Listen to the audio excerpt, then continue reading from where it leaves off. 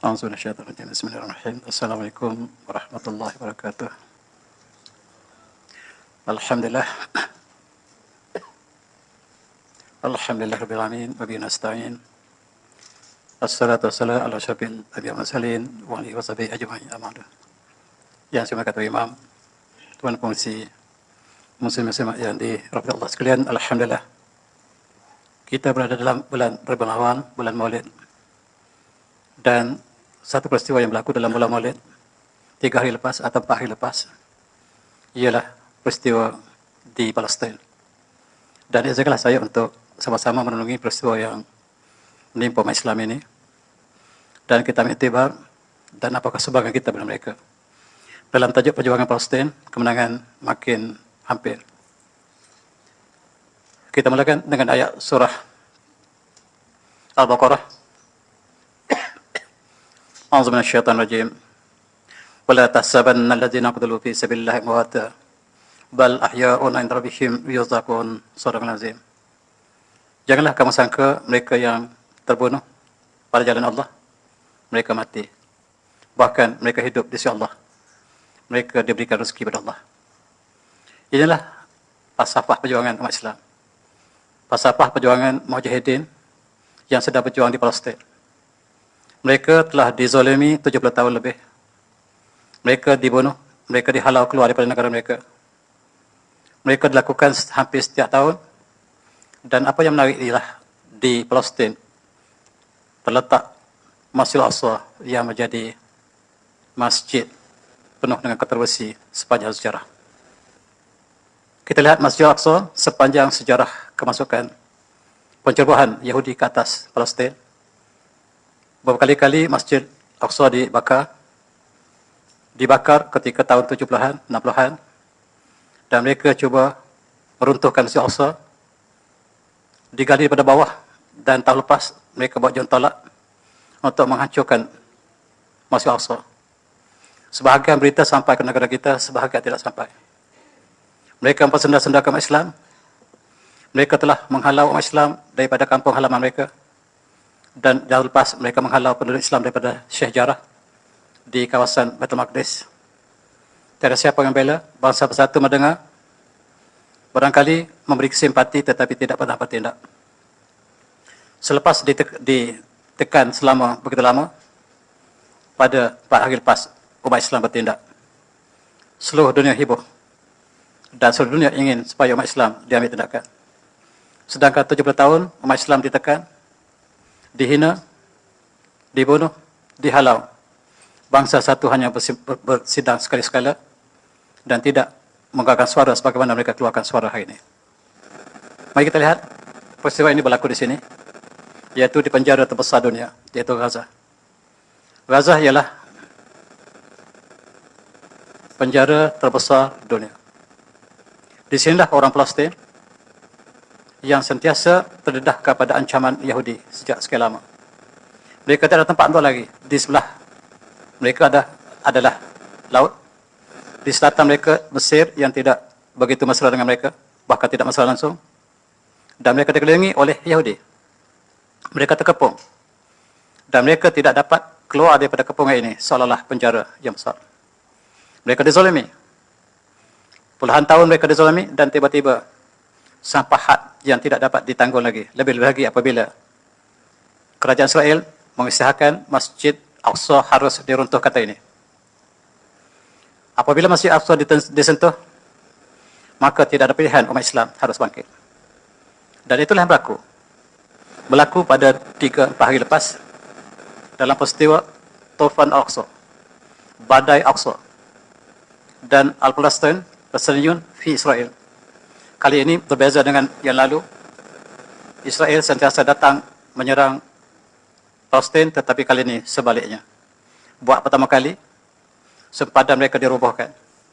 Dan pejuang-pejuang Palestin telah memasuki, menawan pusat-pusat tentera, stesen tentera, dan membunuh serta menawan tawanan yang ramai. Inilah yang terjadi minggu lepas ataupun dalam minggu ini. Yang apakah hubungan dengan umat kita umat Islam di Malaysia? Dan Perdana Menteri mereka Ismail Haniyah membuat satu ucapan. Dia kata, Tufan aqsa bada. Wanu ala ma'id mal fatahil mubin.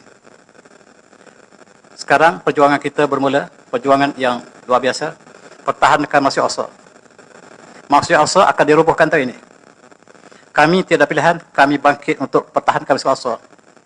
Dan kami diberikan janji Allah dengan kemenangan yang segera. Kemenangan yang jelas. Itu disebut oleh Ismail Haniyah pada hari permulaan masuknya Palestin ke atas bumi yang dirampas oleh Yahudi. Bumi mereka. Dan juru cakap daripada pejuang ini, Abu Ubaidah, mengatakan, Akhrijul masyarakah bitufan aqsa warkabu aduwakum walahin kabitul ankabut. Mari kita sama-sama keluar berjuang. Dan marakatina al-musamirah wa madul la yalamu an natajal syai'an. Perjuangan kita perjuangan yang tidak pernah berhenti. Kita tidak pernah tidur. Dan musuh kita tidak tahu apakah yang akan berlaku pada mereka.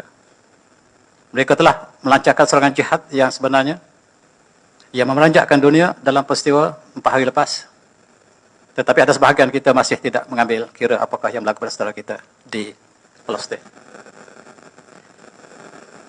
Mengikut Abu Ubaidah, walaupun Israel dibantu oleh negara yang besar, tetapi mereka adalah alwahin kaibadul ankabut. Mereka lemah seperti sarang laba-laba. Laba-laba menyangka sarang mereka kuat. Dan mereka keluarkan tali daripada belakang mereka, tali yang terkuat di atas semua bumi, ialah tali laba-laba. Yang dia boleh buat untuk bullet ataupun bulletproof. Tentera Amerika menggunakan sarang laba-laba untuk buat bulletproof. Tetapi hakikatnya rumah laba-laba lah rumah yang paling lemah. Dan Amerika menyangka mereka lah seperti rumah laba-laba. Dan musuh kita, kata Abu Ubaidah, ialah seperti sarang laba-laba. Mereka sangka mereka kuat, tetapi bagi kita rumah yang tidak ada sebarang perlindungan. Perlindungan daripada Allah tidak ada. Mereka lah rumah yang kucak-kacir, yang tidak ada keamanan. Mereka tidak berpegang kepada akidah. Dan itulah rumah walaupun tentera besar, tetapi mereka hakikatlah rumah yang lemah. Ihtilal sayusabil bizuhul min tabadi amali hatta fan aqsa. Dan penceroboh atau penjajah Yahudi akan merasakan apakah yang akan kita kenakan dalam operasi Tufan Aqsa. Tapi sayang kita lihat ada akhbar kita menterjemahkan Tufan Aqsa ini sebagai banjir. Aqsa, jauh sama sekali. Dalam bahasa Inggeris pula mereka sebut flood. Aqsa, jauh sama sekali. Tufan ialah typhoon. Typhoon Aqsa, itu terjemah dalam bahasa Inggeris. Tapi mereka ingin rendahkan, mereka sebut banjir Aqsa, termasuklah akhbar Malaysia.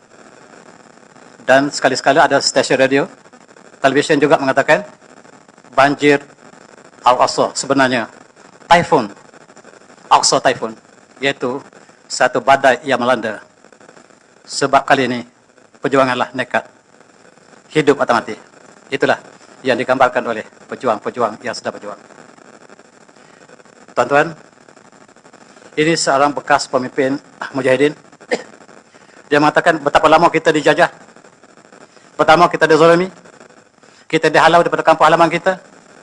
Tetapi yang paling penting ialah Masjidil Haram, Masjid Aqsa, yang menjadi masjid kiblat kita yang pertama.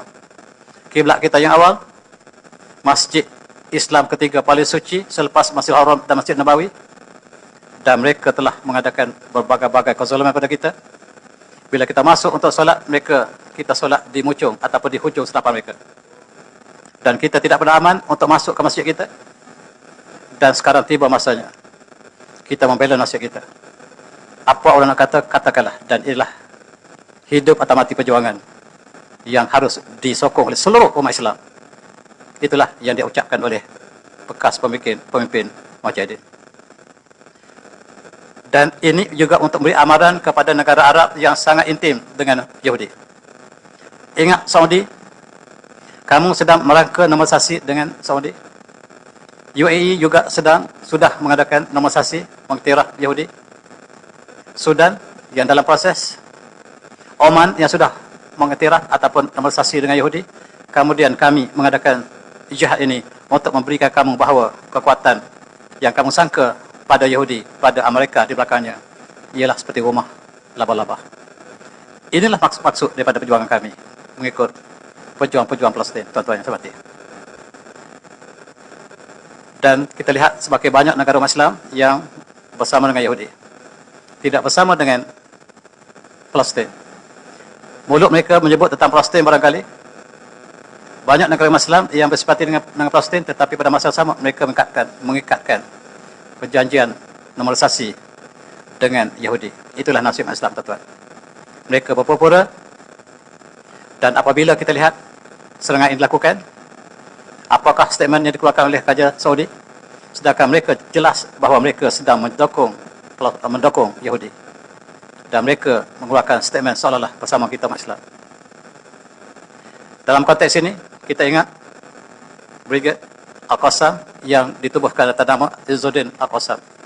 Perjuangan apabila Palestin telah dimasuki oleh tentera Ahzab moden, iaitu British, Perancis, Amerika mengambil tanah Palestin dan diserahkan kepada Yahudi secara percuma. Diserahkan kepada keluarga Rothschild. Dan Palestin telah dijual sebenarnya. Dan di sisi mereka, Palestin ini sudah bertukar menjadi Israel. Tidak ada lagi Palestin. Dan di atas perjuangan inilah, bekas pejuang yang disebut dengan Syekh Izzuddin Al-Qassam inilah, Mujahidin telah menubuhkan satu brigade tentera Al-Qassam yang ditubuhkan. Mereka keluar berjuang untuk mati. Mereka berjuang untuk syahid, menentang tentera besar yang berjuang untuk hidup. Tentera yang berjuang untuk hidup tidak mungkin dapat mengalahkan tentera kecil yang berjuang untuk mati. Mereka keluar untuk mati, sedangkan mereka berjuang untuk hidup, dan yang berjuang untuk hidup tidak dapat mengalahkan yang berjuang untuk mati. Itulah yang dapat kita buat kesimpulan dalam perjuangan ini. Dan dia sangat ditakuti oleh Israel, walaupun mereka tentera besar, tapi hati mereka sangat pengecut. Dan tuan-tuan, kita lihat 4 ataupun 7 bulan Oktober lepas, 4 hari lepas, 3 hari lepas, perjuangan dimulakan daripada 3 arah: udara, laut dan daratan. Dilakukan serentak, dan rupa-rupanya Israel tidak bersedia, ataupun buat-buat tidak bersedia. Apa yang berlaku ialah di luar daripada apa yang digambarkan. Dalam di sini dikatakan bahawa apakah sebenarnya motif kami melakukan serangan ini, kata Perdana Menteri Israel. Ismail Haniyah mengatakan bahawa kami mendapat berita bahawa Masjid Al-Aqsa akan dirubuhkan bulan ini. Mereka ingin merubuhkan Masjid Al-Aqsa bertahun-tahun lepas. Bermula pada tahun 1970-an. Mereka ingin merubuhkan Masjid Al-Aqsa, tetapi tertangguh. Mereka membakar Masjid Al-Aqsa berkali-kali, tetapi Masjid Al-Aqsa masih tegak. Dan tiba masanya 2 tahun lepas sebelum Covid, yang sepatutnya Masjid Al-Aqsa diruntuhkan, tak jadi runtuh. Mereka membawa jentolak yang besar, gergasi jentolak yang akan menarik kubah Masjid Al-Aqsa, tapi tidak berlaku. Mereka menggali daripada bawah. Masjid Al-Aqsa digali dari bawah supaya runtuh, dan untuk mereka justifykan untuk meruntuhkan Masjid Al-Aqsa, tetapi tidak berlaku. Maka tarikh terakhir ialah tahun ini. Masjid Al-Aqsa harus diruntuhkan tahun ini. Ada 3-4 bulan lagi. Dan kami isytiharkan jihad, pertahankan Masjid Al-Aqsa, dan kami namakan Tufan Al-Aqsa, maksudnya pertahankan, badai pertahankan Masjid Al-Aqsa. Itu disebutkan oleh Perdana Menteri mereka sebelum serangan ini dilakukan. Melalui udara, 5,000 roket dihantar ke seluruh kawasan tanah yang dijajah. Tanah Palestin yang dijajah, yang bernama Israel sekarang, dibedil dengan roket 5,000. Rupa-rupanya kekuatan Iron Dome yang sangat dibanggakan oleh Amerika dan Barat tidak dapat menangkis. Mereka telah mengkaji bertahun-tahun apakah kelemahan Iron Dome, iaitu sistem pertahanan Israel, yang digunakan oleh mereka sebagai pertahanan terbaik kononnya. Rupa-rupanya banyak kelemahan. Bila 5,000 roket dihantar serentak, Iron Dome tidak dapat membuat keputusan, dan mereka membiarkan roket jatuh sebab Iron Dome tidak dapat keputusan, sebab terlalu banyak untuk digunakan untuk program Iron Dome ini, dia ambil kalau satu-satu peluru dia lepaskan, dia dapat buat, boleh lintas. Tetapi kalau banyak sekali, dia tidak dapat melakukan apa-apa. Akibatnya, Tel Aviv hancur. Inilah yang berlaku 3-4 hari lepas. Dan inilah dapat saksikan, dukhan ataupun asap peperangan ini dapat dilihat daripada jauh.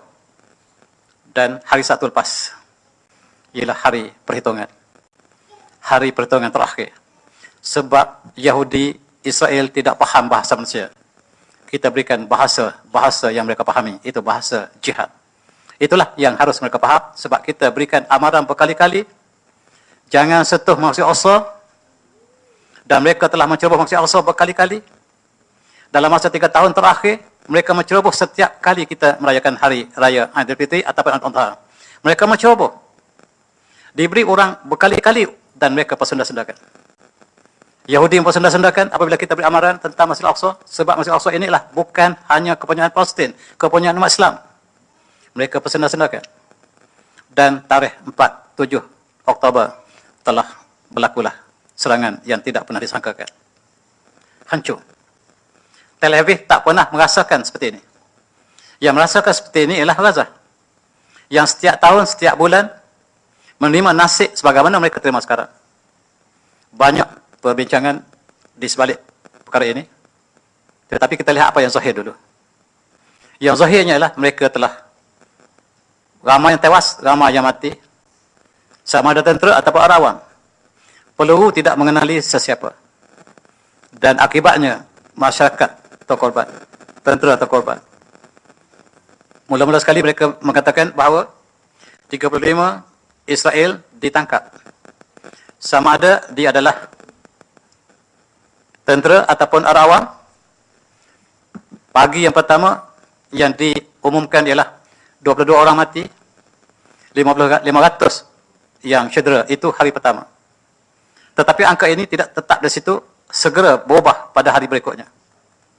Dan itulah yang kemudiannya Israel mengisytiharkan peperangan. Peperangan diisytiharkan oleh Israel terhadap Palestin. Ada masalah ke? Tak keluar.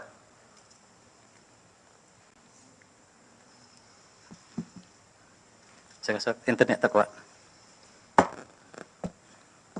Peristiwa serangan Palestin ke atas Israel berlaku pada 10 ataupun 7 bulan Oktober dan kita ada 10 hari bulan. 5,000 roket dihantar ke Israel yang menyebabkan kematian dan juga kecederaan yang banyak. Yang biasanya dialami oleh orang Palestin tetapi kali ini dengan orang Yahudi, Israel pula merasakan. Gambar-gambar ini menunjukkan bahawa kenderaan telah rosak, rumah telah runtuh sebagaimana yang dialami oleh orang Palestin sebelum ini. Pada mulanya mereka mengeluarkan statistik 22 orang Yahudi mati dan 35 orang ditawan sebagai tawanan perang. Kemudian Israel mengisahkan perang ke atas Palestin. Dan inilah gambaran daripada televisyen Yahudi menggambarkan kemusnahan pertama kali yang mereka alami sebagai ini. Sebelum ini apabila jatuh skat ataupun roket pada Palestin tidak membahayakan. Tetapi kali ini benar-benar membahayakan. Dan mereka daripada sumber Yahudi, mereka mengatakan kematian berlaku sebanyak 250 orang. Dan sekarang menyebabkan juga 1,100 mereka yang tercedera. Dan hospital mereka sibuk. Lapangan terbang mereka sibuk sebab orang Israel ingin keluar ke negara asal mereka. Mereka akan kembali ke Poland, mereka kembali ke Amerika, rupa-rupanya mereka hanya duduk sementara di Israel. Dan menariknya ialah, jadi tangkap ialah sebahagian orang mereka. Sebahagian orang Turki, cukup malam. Di antara yang ditangkap ini, apabila mereka sebut nama mereka, ialah Hasan Oglu. Hasan Oglu ini nama orang Turki. Bagaimanakah orang Turki boleh menjadi tentera Yahudi? Itu saya tak dapat jawab. 4 orang tentera besar yang ditangkap, semuanya orang Turki. Tetapi rakyat Israel. Ini perlu kita bedah kemudian. Dalam konteks ini kita lihat, mereka membincangkan kenapakah Iron Dome tidak berfungsi. Apakah benar-benar tidak berfungsi ataupun memang dibuat untuk tidak berfungsi? Itu persoalan. Sebab apa yang berlaku seolah-olah Iron Dome tidak ada peranan. Tidak meningkat kedatangan roket yang banyak bertalu-talu. Apakah Iron Dome tidak berfungsi ataupun tidak di luar daripada batasan fungsinya. Israel declare war ke atas Palestin. Dan apakah sikap dunia kepada peristiwa ini? Kita lihat sekali lagi bagaimanakah peristiwa berlaku. Satu melalui roket udara, satu lagi daripada laut. Dan mereka menjadi penyelam yang sangat berani. Mereka menyelam dengan bot ataupun dengan alat lain dan mereka muncul di Askelon. Dan mereka menghancurkan kem tentera. Sebahagian mereka syahid di laut. Mereka sangat ditakuti. Inilah yang sangat ditakuti. Mereka tiba-tiba muncul di tepi pelabuhan Israel. Mereka ialah tentera yang ingin syahid. Bila mereka keluar daripada rumah mereka, mereka telah menganggap diri mereka telah syahid. Itulah perjuangan yang ditakuti. Dan kita lihat satu lagi fenomena yang tak pernah kita lihat barangkali, ialah glider, dipanggil paraglider. Digunakan oleh tentera Mujahidin ini untuk melepasi sempadan dan mereka berkumpul dan mereka bersama dengan penyelam tadi dan mereka menawan satu demi satu kem tentera, termasuklah komander mereka yang menjadi komander di tempat tersebut, satu persatu diatasi. Mereka juga merampas kereta kebal yang sangat-sangat ditakuti. Kereta kebal ini tidak ada lawannya, apa namanya, Markabah, yang tidak ada lawannya, tetapi tidak dapat menghalang daripada dikuasai oleh Mujahidin yang berlaku pada hari pertama. Sempadan pagar besi di antara Gaza dengan Israel telah diroboh. John Talak telah merobohkan. Dan mereka terus dengan motosikal, dengan kenderaan four-wheel drive, dan berjalan kaki. Subhanallah, mereka sangat berani. Mereka bertakbir dan mereka ingin mati. Mereka ingin syahid. Ini yang tak dapat ditentang oleh tentera yang ingin hidup. Tentera yang ingin hidup lari bertepayaran, meninggalkan kem mereka. Sebahagian mereka ditangkap. Komander mereka ditangkap dengan suara dalam. Lari tercecit-cecit. Rupa-rupanya tentera besar ini penakut. Tentera yang penakut dan para mujahidin yang datang ialah untuk mati. Tuan-tuan, kita lihat pagar yang telah menjadi sempadan selama 70 tahun dirobohkan dan kami pijak bumi kami kembali. Dan mereka, orang awam juga bersama dengan tentera, kami pijak kembali bumi kami yang dirampas 70 tahun lepas. Mereka pegang pasirnya, ini bumi kami. Dan alhamdulillah hari ini kami dapat pijak kembali bumi kami.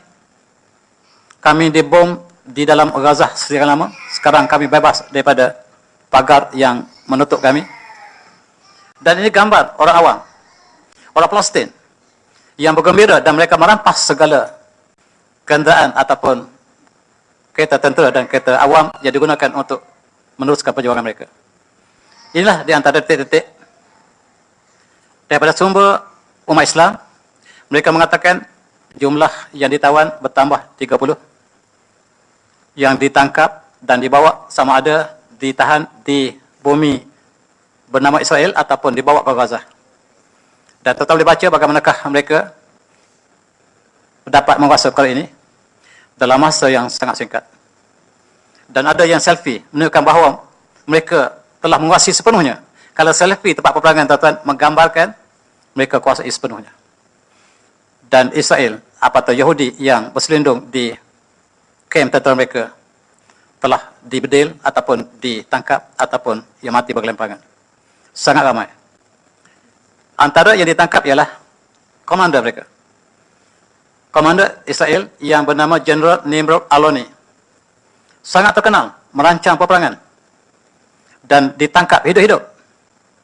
Dan terlihat dalam video yang dikeluarkan, dia keluar dengan seluar pendek, kemudian dengan seluar dalam. Betapa hinanya. Dan ditangkap dan dibawa, ditahan sebagai tahanan perang. Dan ini akan ada kuasa bagi dengan tentera Israel sebab Israel telah menahan umat Islam yang ramai dalam tentera mereka. Di antara tujuan mereka ialah untuk pergi ke penjara dan membebaskan umat Islam yang ditahan oleh Israel sejak sekian lama. Dan apabila ada komander ini, tuan-tuan, komander yang ditahan maksudnya dalam perang tactically kalah. Saya tanya tentera kita, kalaulah komander kita, ketua perang kita ditangkap, maksudnya tactically kita kalah. Dan mereka rupanya banyak komander. Satu komander telah ditangkap, kemudian 3 komander besar mereka ditangkap kemudian. Tuan-tuan lihat dalam video menunjukkan bahawa perancang-perancang perang Yahudi ditangkap seorang perseorang. Yang sekurang-kurangnya 3 orang ditangkap. Dan mereka lah komander tentera yang merancang peperangan. Inilah kejayaan yang tak pernah dialami oleh mereka. Dan mereka menembak mati ketua komander yang bertugas untuk multidimensional unit. Nama Colonel Roy Levy. Ditembak mati dalam pertempuran ini. Komander ditangkap dan sekurangnya 4 komander ditangkap. Seorang komander ditembak mati dan Israel kehilangan banyak tentera yang berkaliber. Dan ini juga ketua Regional Council nama Ophir Livingston juga ditembak mati. Satu persatu ditayangkan dalam televisyen. Dan ini juga ketua mereka, Colonel Jonathan Steinberg, terkorban dibunuh oleh para mujahidin berdepan. Rupa-rupanya mereka penakut. Mereka ditembak dari belakang. Maksudnya mereka lari. Dan bukan seorang, bukan 3, beratus yang mati. Ini Kapten Shalom Zaban dan seorang ketua tentera yang muda lagi. Dan televisyen pasti mengeluarkan serta nama yang mati. Tuan-tuan lihat dan MX, nama saudara yang mati. Satu persatu yang mati. Supaya orang Yahudi tahu ini tentera mereka telah mati, satu persatu. Ini yang dikeluarkan. Saya ambil sebahagian nama mereka yang telah diterkorban dalam perjuangan dengan Palestin. Dan disediakan gambar sebahagian daripada tentera mereka. Sama ada ketua tentera ataupun tentera biasa. Mereka yang terlibat dengan tentera dipamerkan. Dan 3 tentera yang komander tadi saya cari dalam akhbar tidak ada. Cuma ada dalam akhbar ataupun dalam video bahasa Arab. Yang dalam bahasa Inggeris tidak ada. Mereka sudah padamkan. Dan tuan-tuan, ini senarai lagi. Saya sengaja ambil senarai mereka yang terkorban. Jadi bunuh oleh tentera mujahidin. Senarai mereka sangat banyak. Dan rank mereka, pangkat mereka disediakan. Mereka pangkat-pangkat yang tinggi, tuan-tuan. Komander Rahat Station antaranya. Komander Rejef Shalom Station, dia adalah komander-komander yang mati. Dan dikatakan separuh daripada tentera udara mereka telah terkorban. Bukan main-main. Dan mereka mengatakan bahawa korban Yahudi yang berlaku hari ini, yang kedua selepas peristiwa yang berlaku ketika zaman Hitler, pembunuhan ramai-ramai yang dilakukan oleh Hitler terhadap Yahudi, ini kedua dahsyatnya. Dan apakah yang sebenarnya di belakang peristiwa ini? Ini setara lain.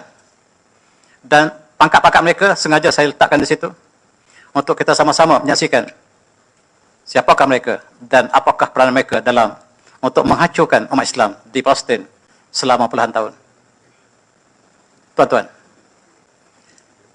dalam radio ataupun dalam televisyen, dalam statistik Yahudi, mereka mengatakan 600 daripada tentera kita meninggal.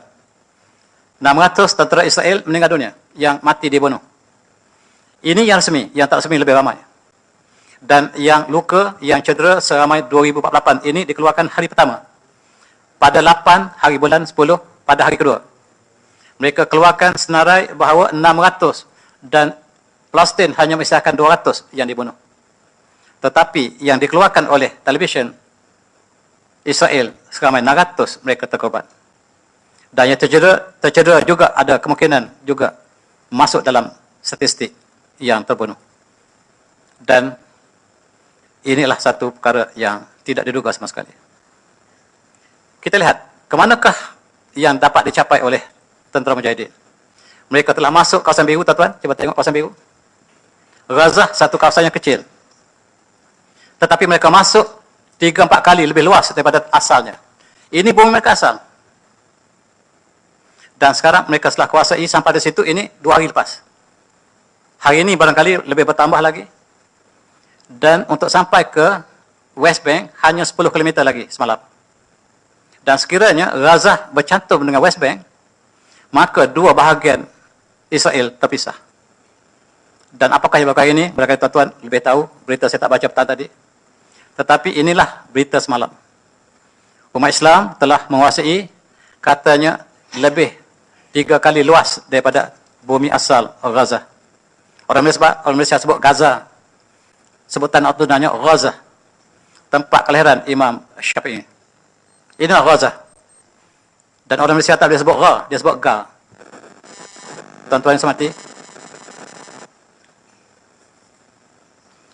Inilah yang mereka isytiharkan perang. Dan mereka mengatakan, Netanyahu mengatakan, ini tidak pernah berlaku dalam sejarah Israel. Amaliyah awal mazbuqah di tarikh Israel. Tidak pernah berlaku dalam sejarah Israel sama sekali. Saya banyak merujuk dalam berita Arab. Saya tak percaya dalam berita Inggeris. Tuan-tuan yang semati.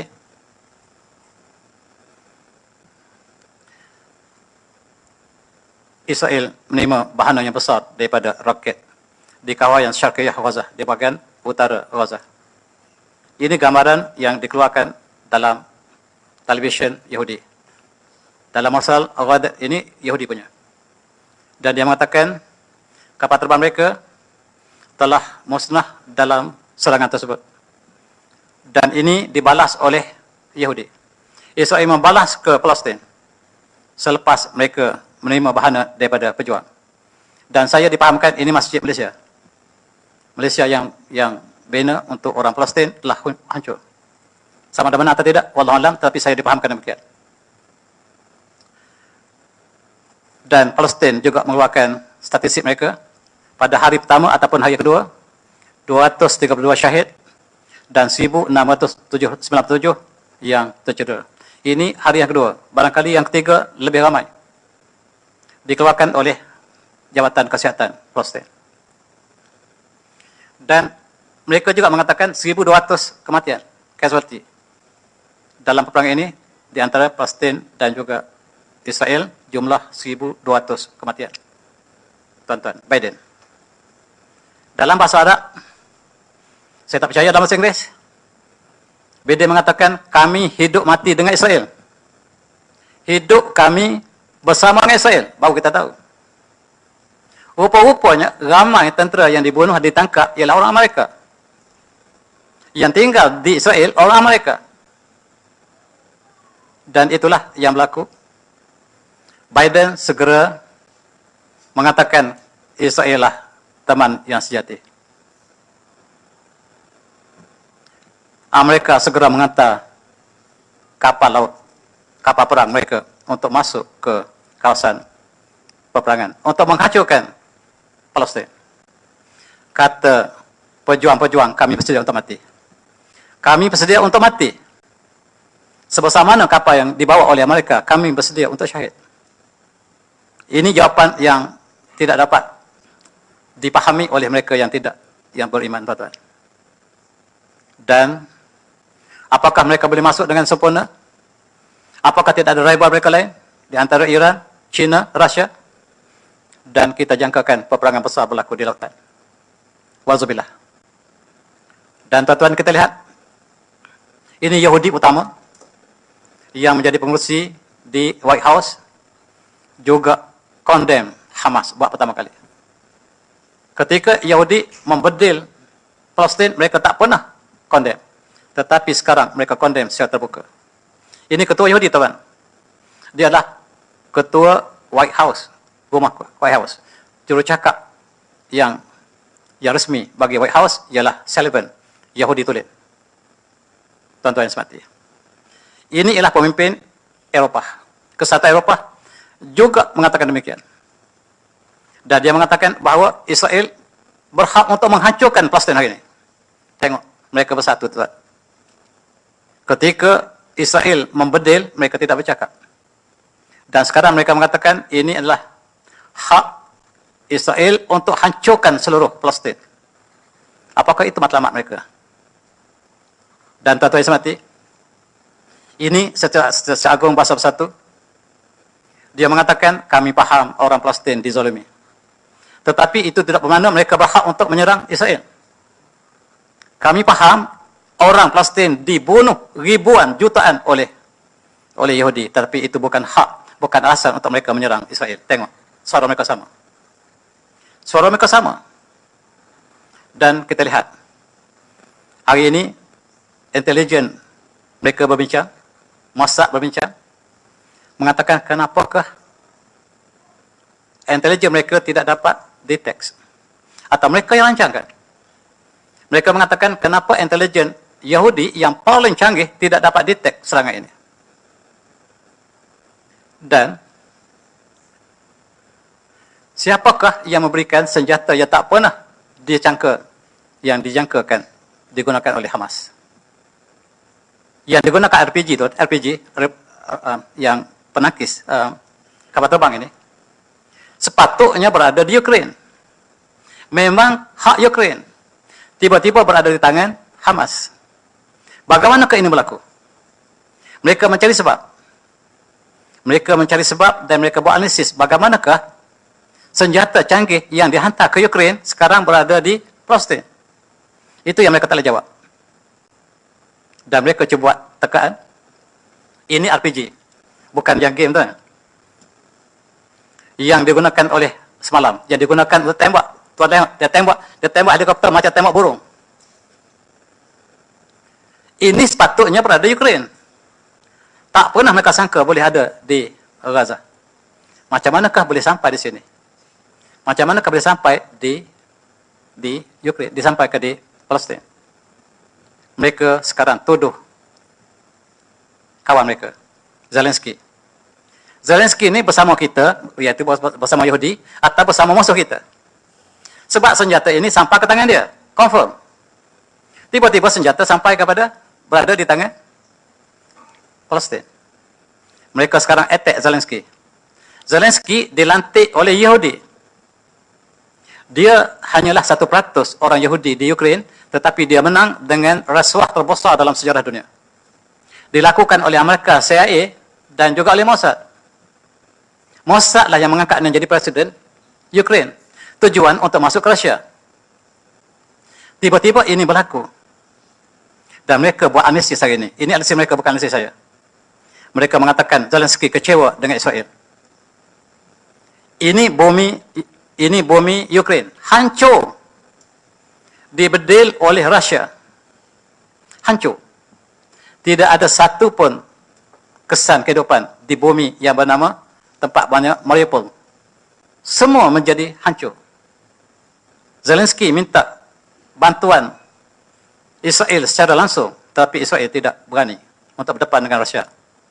Sekarang rasakan Yahudi. Kita hantar senjata yang kamu hantar, kita hantar ke Hamas.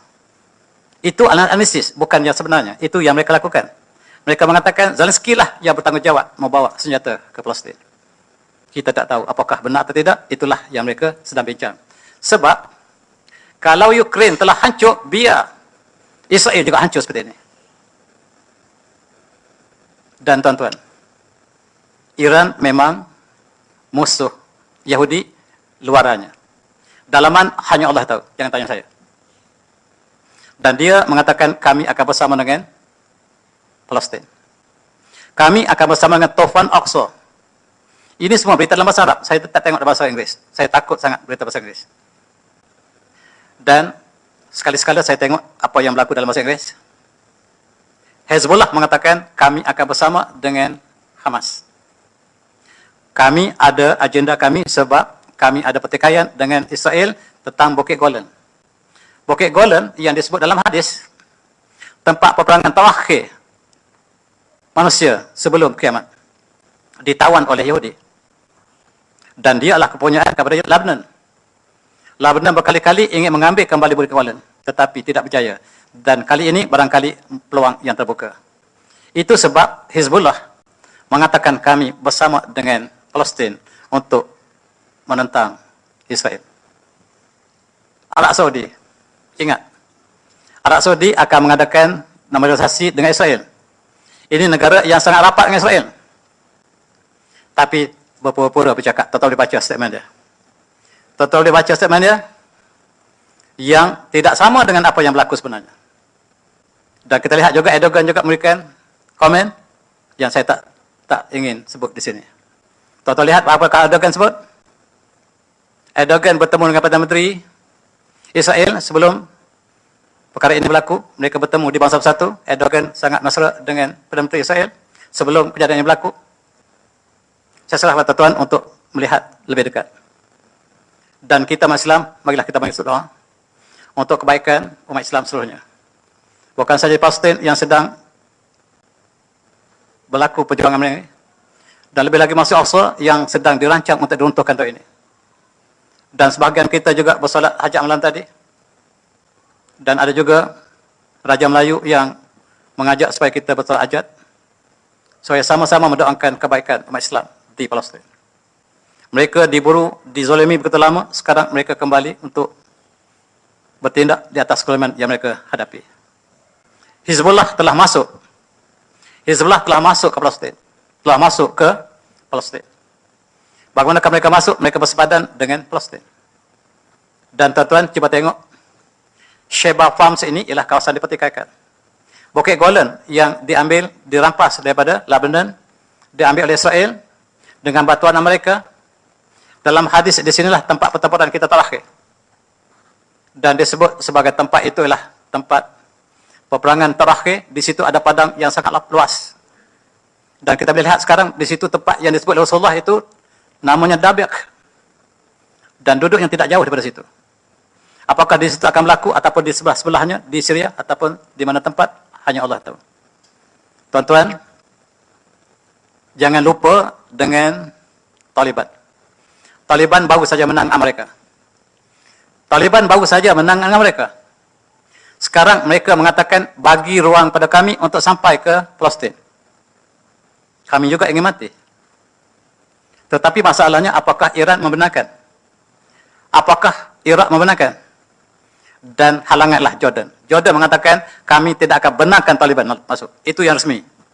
Yang resminya kata Raja Abdullah, kami tidak benarkan Taliban melalui negara kami. Itu yang resmi. Yang tak resmi saya tak tahu. Dan tiba-tiba Taliban sudah sampai di sepadan. Tuan-tuan, ini Taliban mereka baru saja berjuang. Mereka kasut pun ada tidak ada. Mereka mengalahkan superpower. Dan kita lihat kumpulan ini sedang menuju ke sempadan Palestin. Topan Al-Aqsa.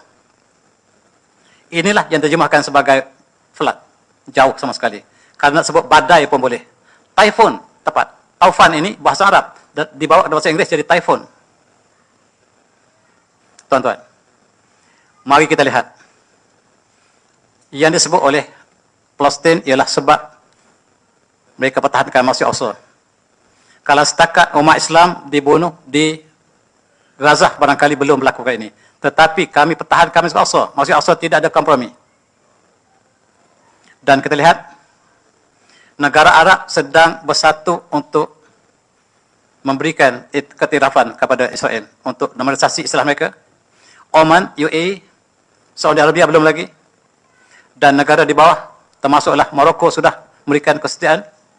Sudan, negara Arab bersama Yahudi bukan bersama Palestin. Kerajaan Arab Saudi pernah mengeluarkan haram untuk menolong Palestin. Mufti dia, Abdul Aziz Baks, memberi fatwa haram untuk menolong pejuang Palestin. Kita lihat tuan-tuan, itu yang sebenarnya. Kalau ada statement yang bersama kita, kita harus berhati-hati. Sebab mereka sedang bersatu untuk mengiktiraf Israel. Dalam konteks ini, apakah yang menyebabkan serangan ini berlaku?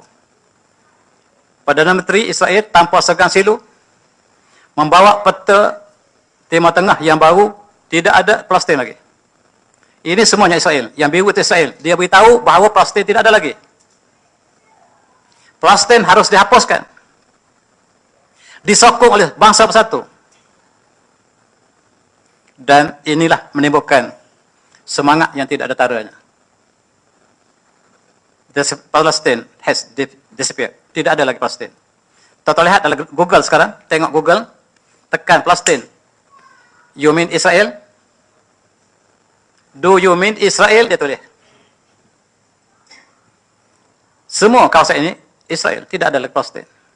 Dengan bangga dia mengisytiharkan demikian. Dan tuan-tuan, pohon yang ditanam oleh orang Palestin, sama ada di Jerusalem atau Bethlehem ataupun di Gaza, dihancur oleh mereka sejak begitu lama. Pokok zaitun menjadi musuh kepada Yahudi. Pokok zaitun yang menjadi simbol kepada Palestin dirobohkan oleh mereka. Dihancurkan oleh mereka. Umat Islam bersolat di Masjid Al-Aqsa, orang tua-tua satu masa dulu, bersolat di hujung senapang Palestin, di hujung senapang Yahudi. Ini ialah suasana yang berlaku selama 70 tahun. Tak ada siapa yang simpati. Yang simpati berkali rakyat Malaysia, rakyat Indonesia, rakyat Brunei berkali yang simpati. Dan itulah suasana yang mereka hadapi. Sebelum berlaku ini, mereka membunuh 10 orang Palestin dan orang tua, orang yang tidak berdaya di West Bank dibunuh dan dunia senyap. Mereka membunuh dan dunia hanyalah bersimpati. Bangsa bersatu tidak mengatakan apa-apa. Masjid Al-Aqsa diceroboh pada tahun 2021 ketika kita zaman Covid. Ketika kita Covid, umat Islam bersama di Masjid Al-Aqsa, mereka menceroboh di Masjid Al-Aqsa pada 10 Mei 2021, hari raya puasa kita. Hari raya puasa kita, hari raya haji kita, mereka pilih tajuk itu untuk menceroboh setiap tahun. Lepas menceroboh, mereka ceroboh. Lepas ceroboh, mereka hancurkan Gaza. Dan inilah pada tahun-tahun yang kemudian, mereka menghalau umat Islam daripada Syekh Jarrah. Dan kita lihat mereka telah mengeluarkan umat Islam daripada kampung halaman mereka. Dan mereka telah menceroboh Masjid Al-Aqsa sekali lagi. Mereka melepaskan gas beracun dan juga ini suasana pada tahun lepas. Ketika kita sedang bersolat, menunaikan solat Adha, mereka masuk menceroboh ke dalam masjid. Dan dunia senyap. Dan tuan-tuan, kita lihat tahun 2022, Masjid Al-Aqsa telah diserang oleh mereka. Walaupun tidak ada laporan kematian, tetapi 150 orang tercedera dengan senjata mereka, dengan gas pemberi mata yang mereka lepaskan dalam masjid. Ini yang terbaru. Ketika umat Islam sedang bersujud dalam bulan puasa lepas, mereka sedang bersujud dengan bersedia, dengan senapang. Dan mereka tidak pernah hormati orang sedang beribadat. Dunia tidak bersipati dengan kita. Dan itulah di antara rentetan bagaimanakah peristiwa ini berlaku. Tengok mereka telah melakukan pada orang tua, orang yang sedang beribadat di West Bank ataupun di sempadan ataupun di dinding barat Jerusalem. Dan mereka telah kuasai bahagian timur. Mari kita lihat Masjid Al-Aqsa. Ini ialah Haram Al-Aqsa. Yang terletak Masjid Al-Aqsa yang bumbung hitam dan kubah Sahra yang warna kuning. Di antaranya ada Masjid Burak dan ada lapangan Marwan yang selalu tempat kita solat ketika kita ke sana. Dan ada ratapan, dinding ratapan atau wailing wall yang dimuliakan oleh orang Yahudi. Mereka ingin musnahkan seluruh ini dan mereka ingin membina satu bangunan baru yang mereka sebut sebagai The Temple atau Solomon Temple. Mereka menggali pada bawah. Tujuannya supaya runtuh dan untuk justifikan mereka untuk tidak lagi digunakan sebagai Masjid Al-Aqsa. Dan tuan-tuan, ini di bawah Masjid Al-Aqsa. Mereka gali 16 meter di bawah supaya Masjid Al-Aqsa pecah, dan memang sudah pecah. Wanita ini menunjukkan bahawa masjid di bawah Masjid Al-Aqsa telah runtuh, telah pecah dan menunggu masa untuk ganap. Tujuanlah untuk mereka membina, dan ini pandangan sebelah yang mereka kuasai. Sudah berlubang di bawah Masjid Al-Aqsa. Dan mereka akan membina apa yang mereka sebut sebagai Solomon Temple. Mereka mengatakan Nabi Sulaiman AS membina temple. Bohong. Nabi Sulaiman membina Masjid Al-Aqsa. Tetapi dengan harapan mereka mengatakan di sini tempat Solomon Temple dan mereka tidak sebut Masjid Al-Aqsa. Sebab untuk menjustifikan mereka membina bangunan ini. Mereka sebut ini bangunan yang dibina oleh Nabi Sulaiman AS. Mereka sebut Solomon Temple. Ataupun mereka sebut Third Temple. Sebab bangunan yang dibina oleh Nabi Sulaiman diruntuhkan oleh kerajaan Babylon. Dibina kembali oleh Zulkarnain. Diruntuh balik oleh Raja Titus. Dan lepas kejatuhan tersebut, maka mereka ingin membina kali ketiga yang mereka sebut The Third Temple. Dan sekarang mereka mengatakan Al-Masih ataupun Mesiah mereka akan muncul tahun ini. Dan Temple, Solomon Temple mesti dibina tahun ini. Lebih lagi, lembu merah telah dilahirkan. Lembu merah ini ialah tanda bahawa Third Temple harus dibina tahun ini juga. Siapa yang merintah Israel mesti membina Third Temple. Sebenarnya Allah mengatakan bukan lembu merah, lembu kuning.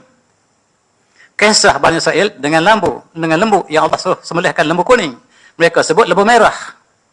Allah sebut lembu kuning ini disebabkan pembunuhan dan sembelih lembu ini dan untuk mengetahui siapa pembunuhnya.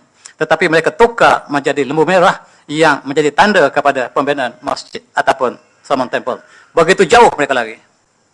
Itulah Yahudi. Tuan-tuan, kita lihat selama ini kanak-kanak dibunuh. Bahkan ada statistik yang saya lupa bawa, berapa banyakkah kanak-kanak yang dibunuh? Berapa ramakah orang tua yang dibunuh?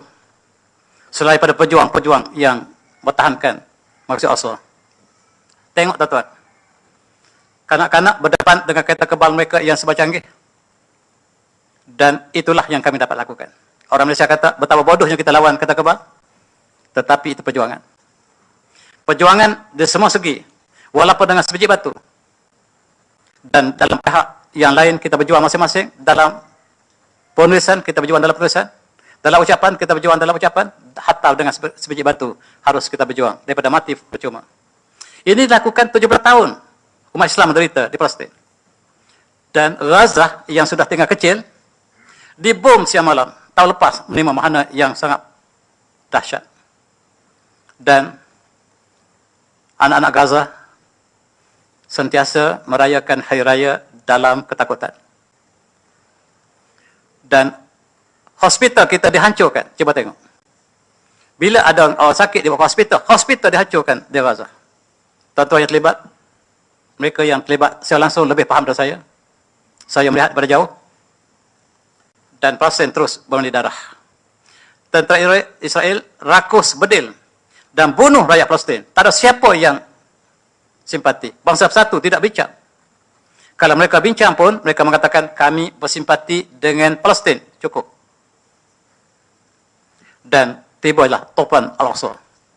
Ialah respon kepada apa yang berlaku selama ini. Sebab kita lihat dalam CNN, mereka mengatakan, cuba tengok sekarang, orang Palestin pun jahat. Dulu mereka condemn orang Yahudi. Sekarang mereka lebih jahat pada orang Yahudi. Kita beritahu kepada dia, baca buku daripada awal, muka awal sampai akhir. Yang kamu baca itu chapter terakhir. Yang kamu baca itu chapter terakhir. Beritahu daripada awal lagi sejarahnya. Seperti mana yang kita lihat sebahagian daripada sejarah malam Islam ini. Dan kami menunggu janji Allah. Kami wa nahnu ala mau'id al-fathi al-mubin.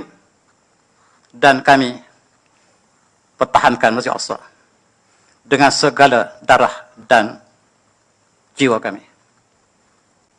Oleh sebab itu kita lihat Hamas telah memberikan amaran berkali-kali, jangan sentuh Masjid Al-Aqsa, jangan bakar Masjid Al-Aqsa, jangan runtuhkan Masjid Al-Aqsa.